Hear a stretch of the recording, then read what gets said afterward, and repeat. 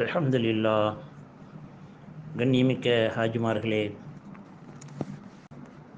அல்லாஹுடைய கிருபையை கொண்டு இஹ்ராமுடைய கட்டுப்பாடுகள், அதை மீறினால் உள்ள பரிகாரங்கள் எல்லாம் சொல்லப்பட்டன. அதிலே ஒரு விஷயம் சற்று விரிவாக சொல்ல வேண்டியிருக்கிறது. இஹ்ராமில் நறுமணம் நமக்கு ஹராமாக இருக்கிறது. நறுமணத்தை சாப்பிடுவது, குடிப்பது, பயன்படுத்துவது, பூசுவது என்று எந்த வகையிலும் நறுமணம் கூடாது. அந்த நறுமணத்தை நாம் மீறி பயன்படுத்திவிட்டால் அதற்கான குற்றப்பரிகாரம் செய்தாக வேண்டும்.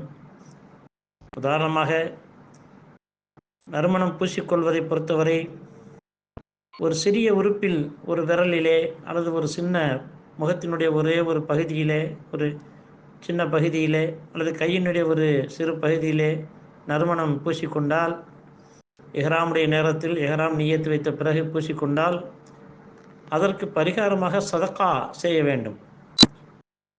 ஆனால் அதே நேரத்திலே அது ஒரு பெரிய உறுப்பு முழுவதும் பூசிவிட்டால், முகம் முழுவதும் பூசிவிட்டோம் அல்லது கைகள் முழுவதும் பூசிவிட்டோம் என்று சொன்னால் அதற்கு ஆடு அறுத்து தம்முதான் செய்ய வேண்டும்.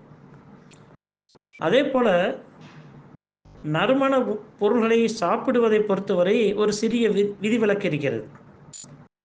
என்னவென்றால், அடுப்பில் இட்டு சமைக்கப்பட்ட உணவில் நறுமணப் பொருள்கள் சேர்த்து சமைத்திருந்தால் அதை நாம் சாப்பிடலாம். அதில் எந்த தடையும் இல்லை. பட்டை, லவங்கம், ஏலக்காய் அல்லது வேறு ஏதாவது நறுமணப் பொருள்கள் சேர்ந்து சமைக்கப்பட்ட உணவுப் பொருள், பெரும்பாலும் விமானத்திலே நமக்கு அந்த மாதிரியான உணவு தான் தரப்படுகிறது. ஆகவே அப்படி சமைக்கப்பட்ட உணவில் நறுமணம் இருந்தால் அது நமக்கு குற்றமாகாது. ஆனால் அதே நேரத்தில் பானத்தில், குடிபானத்தில் நாம் நறுமணம் உள்ள பானத்தை அருந்துவது தடை செய்யப்பட்டிருக்கிறது. அதாவது ஃப்ளேவர்டு ட்ரிங்க்ஸ் என்று சொல்வார்களே, நறுமணம் கலந்த, நறுமண சுவை ஊட்டிய பானங்களை நாம் குடிக்கக்கூடாது. அது நமக்கு தடை செய்யப்பட்டிருக்கிறது.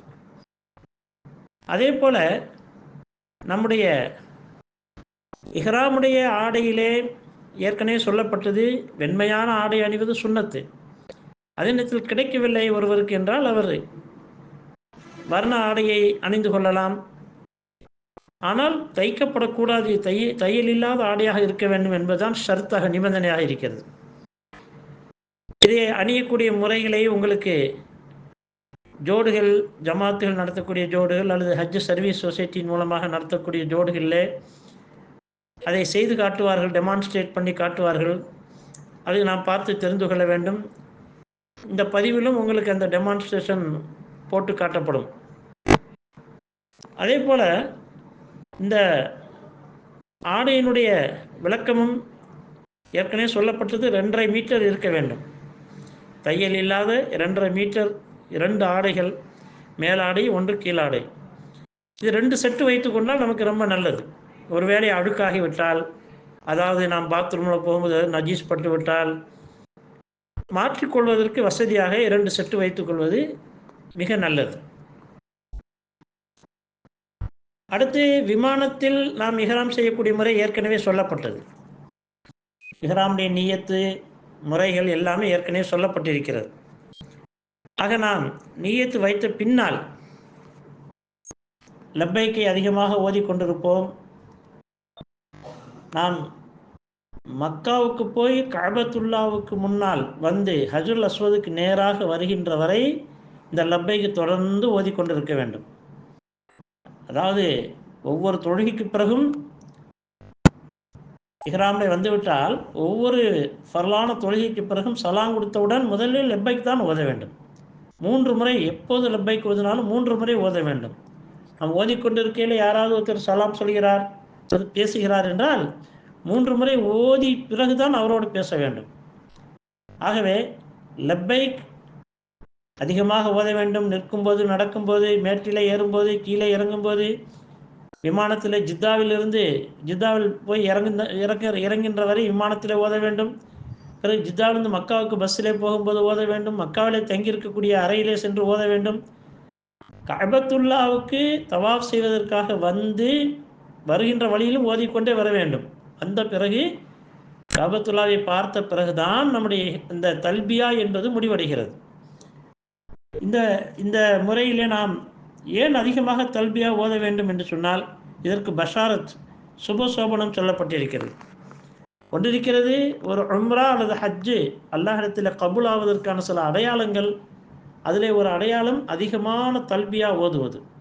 அதிகமான தல்பியா எங்கு ஓதப்படுமோ அங்கே அல்லாஹிடத்தில் அந்த அமல், அதாவது அந்த ஹஜ் அல்லது உம்ரா அங்கீகாரம் பெறுகிறது. இரண்டாவது, அதிகமாக விருந்து உபசரிப்பு செய்வது.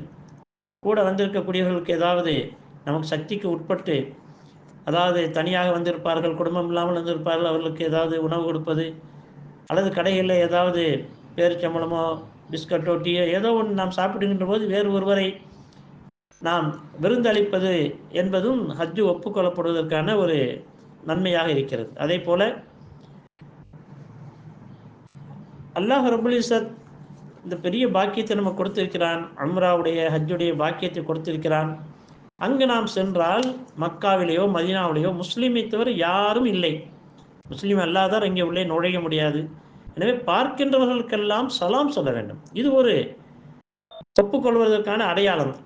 உம்ரா அல்லது ஹஜ்ஜு அல்லாஹ்விடத்தில் கபூலாவதற்கான மூன்றாவது அடையாளம். ஆக தல்பியா அதிகமாக ஓதுவது, விருந்தளிப்பது, மூன்றாவது சலாம் அதிகமாக சொல்வது. ஆகவே நாம் மக்காவிலே மதீனாவிலே தங்கி இருக்கக்கூடிய காலத்தில் சாதாரண வேலை செய்யக்கூடியவர்கள், ஊழியர்கள், சிப்பந்திகள் எல்லோருக்குமே சலாம் சொல்ல வேண்டும். ஏனென்றால் அங்கே முஸ்லீம் தான் இருக்கிறார்கள். எல்லோருக்கும் சலாம் சொல்ல வேண்டும். இன்னொரு பெரிய பஷாரத் என்னவென்றால், ஹதீஸில் வந்திருக்கிறது, ஒரு ஹாஜி அல்லது உம்ரா செய்யக்கூடியவர் தல்பியாவை காலையிலிருந்து ஓதிக்கொண்டே இருக்கிறார். சூரியன் மறையும் வரை தல்பியா யார் ஓதிக்கொண்டே இருக்கிறாரோ அவர் அன்று பிறந்த பாலகனைப் போல, அவருடைய தாய் அன்றுதான் அவரை ஈன்றெடுத்தது போல அவர் ஆகிவிடுகின்றார் என்ற கருத்தை நாயகம் ஸல்லல்லாஹு அலைஹி வஸல்லம் அவர்கள் சொல்லி இருக்கிறார்கள். எனவே மிகப்பெரிய பலன் இது. மன்னிக்கப்பட்டு, முற்றிலும் மன்னிக்கப்பட்டு, ஒரு பிறந்த குழந்தை மீது எந்த ஒரு பாவமும் இருக்காது. அது போன்று ஒரு ஹாஜி ஒரு மனிதர் ஆகார் என்பதற்கு இது சின்ன அமல். தல்பியாவை மாலை வரை, சூரியன் மறைகின்ற வரை தொடர்ந்து ஓதிக்கொண்டிருப்பது போதுமானதாக இருக்கிறது. அந்த இஹ்ராமுடைய கட்டுப்பாடுகளை மிக சரியாக நாம் பேணிக் கொள்ள வேண்டும். நிறைய விஷயங்கள் சொல்லப்பட்டிருக்கின்றன. குறிப்பாக இந்த நறுமணம் பற்றி நான் விளக்கம் சொல்லியிருக்கின்றேன். சமைக்கப்பட்ட உணவில் நறுமணம் இருந்தால் சாப்பிட்டுக் கொள்ளலாம். தனிப்பட்ட முறையில் நறுமணத்தை நாம் சாப்பிடக்கூடாது. இன்னும் சொல்லப்போனால் மருதாணி போன்றவைகளும் பூசக்கூடாது. கை கால்களில் மருதாணி பூசிக்கொள்வது, சில மதுஹபுகளிலே கை காலை தவிர மற்ற இடங்களில் மருதாணி இருப்பது தவறில்லை என்று சொல்லப்பட்டிருக்கிறது. உதாரணமாக ஷாஃபி மதுஹபில் சொல்லப்பட்டிருக்கிறது.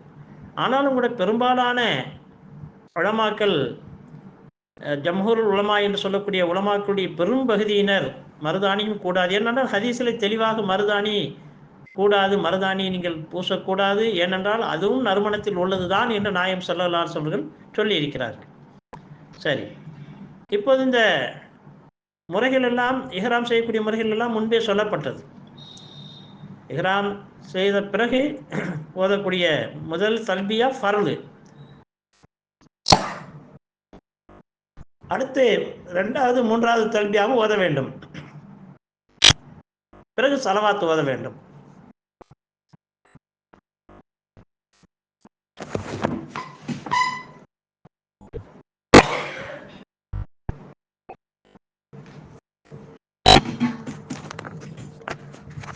இஹ்ராமின் போது கேட்கக்கூடிய துவா, இஹ்ராம் நியத்து வைத்தவுடன் கேட்கக்கூடிய துவாவை அல்லாஹ் தஆலா கபூல் செய்கின்றான். எனவே தனக்காகவும் தன்னுடைய குடும்பத்துக்காகவும், குறிப்பாக தாய் தந்தையருக்கு, இந்த உம்மத்துக்கு துவா செய்ய வேண்டும். ஏனென்றால் இன்றைய காலகட்டத்தில் முழு உலகத்திலும் இந்த உம்மத்துடைய நிலை என்ன என்பது எல்லோருக்கும் தெரியும். ஆகவே உம்மத்துடைய பாதுகாப்புக்காக, அவர்களுடைய ஈமானுக்காக, அவர்கள் உலகத்தில் வாழக்கூடிய காலத்தில் நிம்மதியாக அமைதியாக வாழ்வதற்காக எல்லா ஹாஜிமார்களும் கண்டிப்பாக உம்மத்தை எல்லா நிலைகளிலும் ஞாபகம் வைத்துக் கொள்ள வேண்டும். எங்கெல்லாம் துவா கபூலாகிறது என்று சொல்லப்பட்டிருக்கிறதோ அங்கெல்லாம் ஹாஜிமார்கள் தனக்கு துவா கேட்பதோடு உம்மத்தை ஞாபகத்தில் வைத்து முழு உம்மத்துக்கு முழு மனித சமுதாயத்துக்கும் நாம் துவாவை செய்ய வேண்டும். மேலும் ஹஜ்ஜுடு சம்பந்தமான முசாக்கராக்கள் அங்கே தங்கியிருக்கக்கூடிய காலத்தில் நாம் செய்து கொள்ளலாம். உலமாக்கள் மூலமாக இந்த பேச்சுக்களை ஹதீஸ்களை முசாக்கரா செய்வது ரொம்ப முக்கியமானது. உம்ராவிலே நாம் இப்போது அல்ஹம்துலில்லாஹ் நியத்து வைத்தோம், மக்காவுக்கு போய் சேர்ந்து விட்டோம். இனி நாம் தவாப் செய்ய வேண்டியிருக்கிறது. மக்கா ஒரு புனிதமான இடம், மலைகள் சார்ந்த இடம்.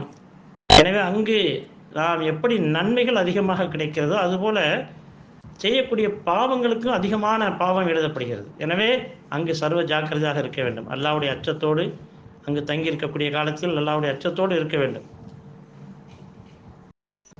புனிதமான பிரதேசங்களில் பாவங்கள் நிகழ்வது அது ஏற்றுக்கொள்ள முடியாத ஒரு விஷயம். எனவே பார்வையை கட்டுப்படுத்துவது, குறிப்பாக நம்மோடு கூட தங்கியிருக்கக்கூடியவர்கள், கஅபத்துல்லாஹ் நாம் சந்திக்கக்கூடியவர்கள், எல்லா இடங்களிலும் அல்லாஹ்வுடைய அச்சம் நம்மை மேலோங்கி இருக்க வேண்டும்.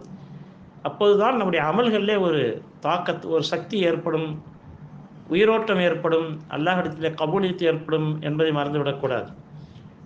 அல்லாஹ் ஜல்ல ஷானுஹு தஆலா நம்முடைய அனைத்து அமல்களையும் நாம் நிறைவாக செய்வதற்கு அல்லாஹ் அருள் புரிவானாக. இனி அடுத்த விஷயங்கள் நாம் அடுத்த ஒரு பகுதியிலே பார்க்கலாம். அஸ்ஸலாமு அலைக்கும் வரஹ்மத்துல்லாஹி வபரகாத்துஹு.